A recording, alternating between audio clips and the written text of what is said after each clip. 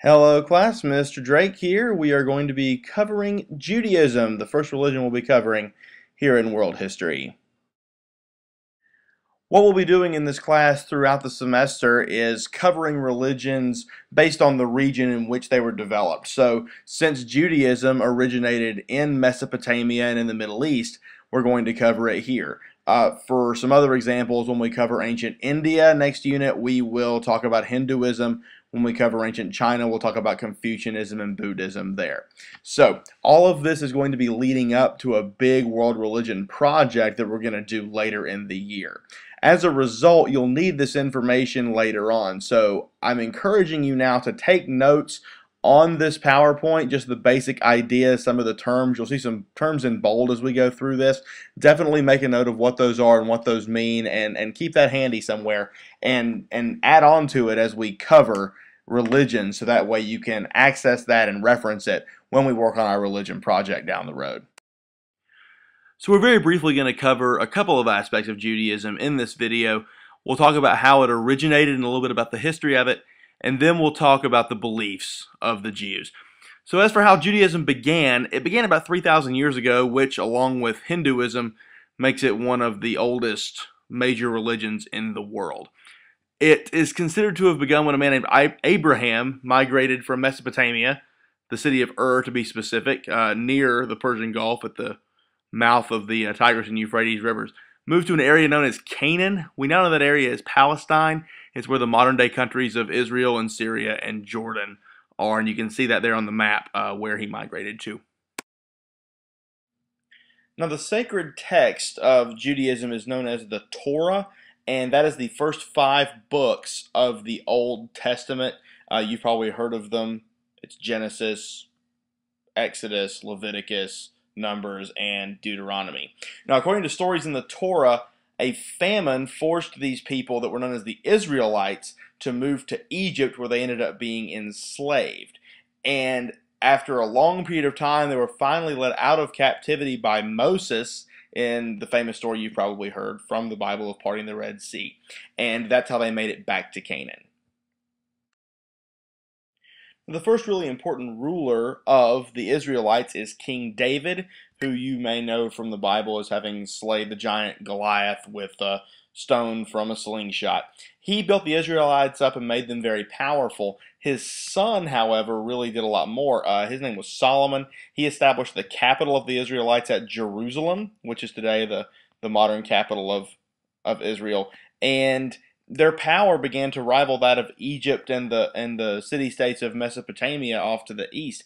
They became incredibly powerful and very wealthy. However, they grew too fast and had conflicts from within and ended up dividing up into 2 separate kingdoms where they had been one before.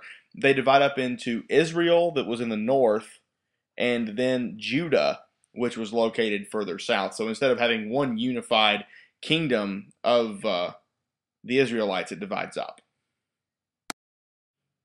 Now, after they divided, they weren't pooling their resources and military power together anymore, so they actually became a good bit weaker and ended up being taken over by other kingdoms and civilizations. Israel, for example, the one further north, they fell to the Assyrians, and Judah, further south, got taken over by the Babylonians.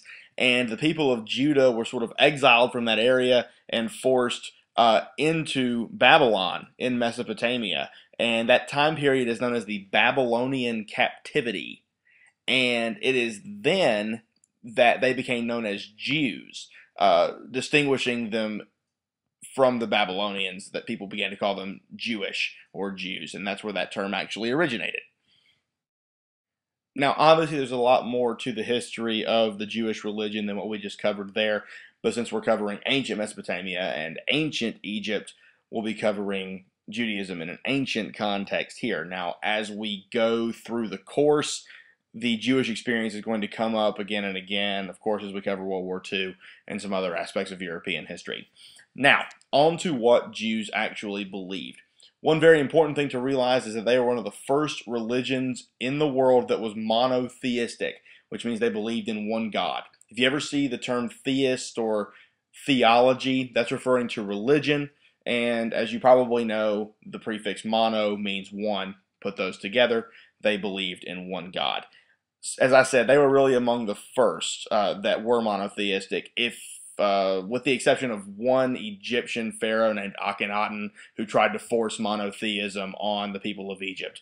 Other than that, Jews are really the first, whereas every other society believed that there were multiple gods that controlled multiple aspects of life.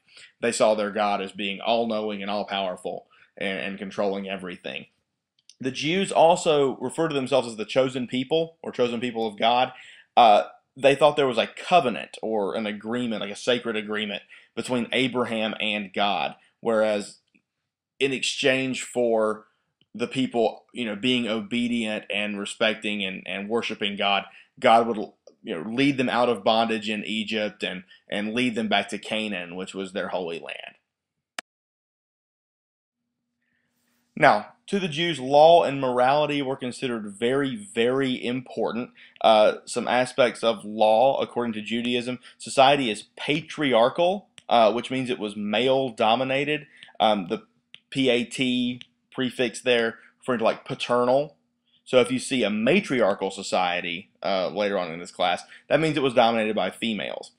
The Ten Commandments outline how Jews should live their lives and practice their religion. You're probably familiar with the Ten Commandments from the book of Exodus in the Old Testament, at least have a passing familiarity, but some deal with how to practice religion, have no other God besides me, honor the Sabbath, and then some deal with how people should live their lives. Thou shalt not kill, thou shalt not steal, thou shalt not bear false witness.